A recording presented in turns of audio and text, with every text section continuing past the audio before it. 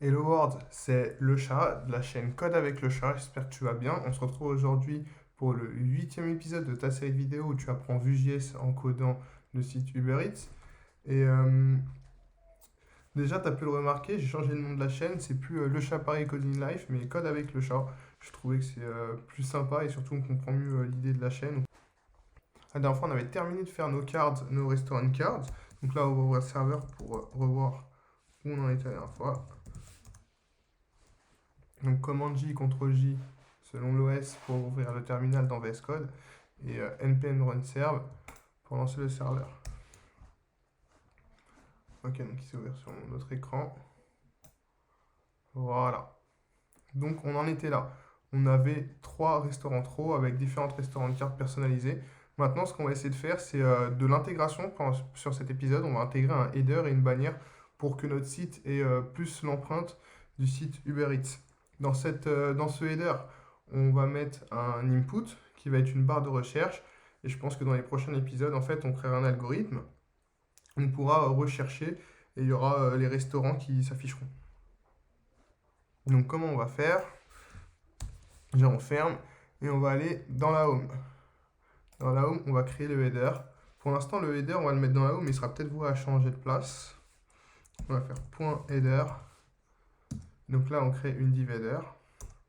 Dedans, on va mettre une image avec une source. Donc moi, j'ai la source de l'image qui est là. Donc ça va être le logo de Uber Eats. Et à côté, on met un input. Donc on met input, type texte, c'est parfait. Et on va directement aller styliser tout ça. Donc dans la balistine, on met lang égale SCSS, parce qu'on va faire du SCSS.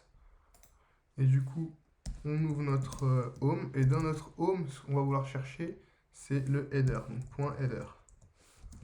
Notre header, on va lui mettre une taille de 120 pixels. Donc moi j'estime que le header fait 120 pixels. Donc H 120 px et width 100%. Et déjà, on voit ce que ça donne. Ah oui, display flex aussi. Display flex. Maintenant, on voit ce que ça donne et on a... ok. Ok, donc on a quand même une bonne taille. Donc, on va tout de suite gérer notre image. Donc, dans le header, on fait img, on ouvre notre image et on va lui mettre une max width, ou plutôt une width de 100 pixels pour voir. 100 pixels, c'est quand même pas assez. On pourrait lui mettre une width de 300 pixels.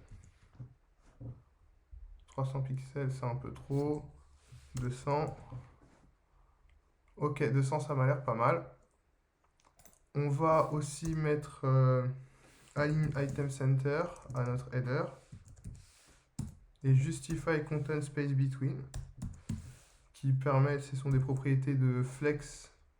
Justify content space between, space-between. Ce sont des propriétés de flex, voilà, qui permettent de dispatcher nos éléments et de les aligner verticalement au centre. Et maintenant, on va s'attaquer à notre input et on va le styliser. Donc en dessous de l'image, on ouvre un objet pour notre input et on va mettre déjà le background color à F6, F6, F6. Donc c'est une espèce de petit gris.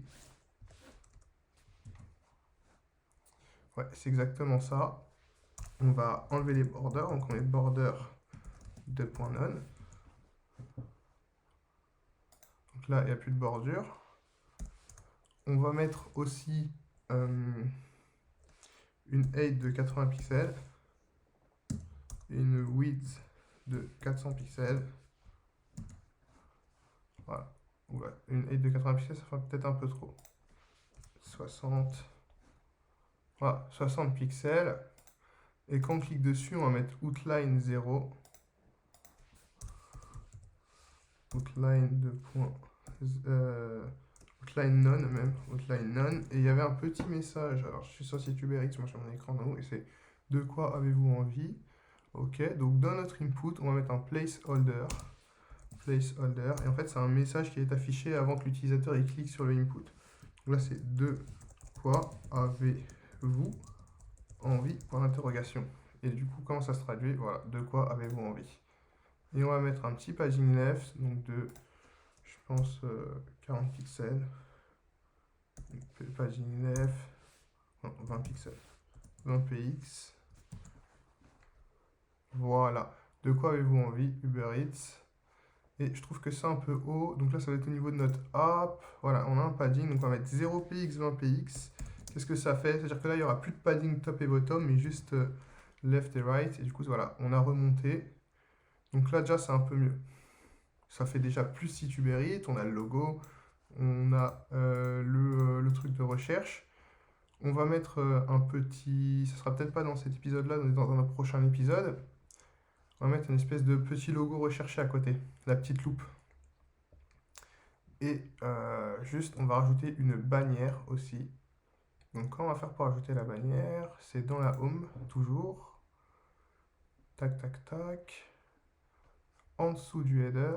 Donc, le header, il est là. En dessous du header et entre les restaurants trop, on va créer une div.bannière. Ok, je suis pas sûr que ça s'écrive comme ça, mais c'est pas grave. Et notre div bannière, on va la styliser. Donc, c'est dans la home, après le header. On ouvre, on fait point bannière. Et du coup, c'est ça la puissance du CSS, c'est qu'en fait, on imbrique. Pas obligé à chaque fois de faire home, point bannière, point auto, point home, point header, point image, point home, point header, point input. Si c'est dans le header, alors tu l'imbriques dans le header, en dessous des propriétés du header. Si c'est dans la home, tu l'imbriques dans la home, en dessous des propriétés de la home. Et ça permet, je pense, une meilleure compréhension du style. Et ça a aussi une autre puissance, le CSS, où il y a des variables, il y a d'autres choses qu'on verra sûrement pas. Ou peut-être, mais peut-être pas dans cette suite de vidéos qui est dédiée à Vue.js et qui n'est pas dédiée au CSS. Du coup, on reprend. La bannière, on va lui mettre une height de 200 pixels, une width de 100%, un background image. Alors moi, j'ai déjà le code du background image. Je vous mets ça en description. Dans tous les cas, c'est en description. Voilà, j'ai background image. Et on va lui mettre background size. Donc nous, on veut que ce soit un cover et un background position. Background position. Bottom. Center. Voilà. Ok, je sais pas pourquoi ça fonctionnait pas. J'ai dû aller chercher une autre image. J'ai pas retrouvé l'ancienne image. Et donc là, ça devrait fonctionner. De toute façon, je vous mets le lien dans la description de la vidéo. Et voilà, donc là ça fonctionne, sauf que là on va le mettre en center, center, du coup c'est pas la même image. Center, center. Et voilà, welcome to Uber Eats. Donc ouais, l'image elle est un peu pixelisée, c'est pas la bonne image, j'ai pas réussi à trouver la bonne image. Je changerai peut-être d'image dans la prochaine vidéo si je retrouve la bonne image. C'est pas non plus ça le plus important. Là ce que je voulais c'était faire le header, mettre un peu aussi en place les codes de Uber Eats parce que c'est sympa. C'est aussi, même si on est là pour apprendre le Vue.js, c'est sympa aussi de mettre en place un petit de Uber Eats. Et là, ce qui va être bien, c'est que dans le prochain épisode, on va pouvoir interagir avec l'input. On va pouvoir interagir avec l'input, récupérer la valeur qui va être tapée et afficher comme sur le site Uber Eats une petite modale qui va s'ouvrir et qui va lister le nom des restaurants. Et ensuite, grâce à ça, et ben, en fait, on fera notre système de pages. C'est-à-dire que pour accéder aux pages du restaurant, on pourra cliquer sur les restaurants de carte et aussi aller rechercher et cliquer directement dans la petite modale qui va s'ouvrir. Donc là, il n'y avait pas vraiment beaucoup de Vue.js dans cette vidéo, c'était de l'intégration pour la mise en place des prochaines vidéos. J'espère quand même que tu as apprécié. Donc décorer un peu le site, rajouter l'identité d'Uber Eats. C'est sympa, c'est fun.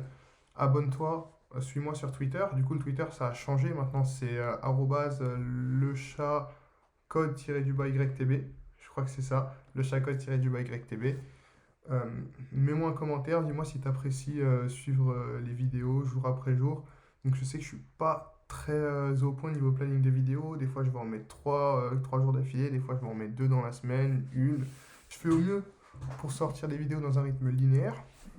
Mais du coup, abonne-toi, mets la cloche pour que tu sois au courant dès que je sorte une vidéo. Mets-moi un pouce bleu si t'as bien aimé. Et on se retrouve dans la prochaine vidéo. C'était le chat de la chaîne Code avec le chat.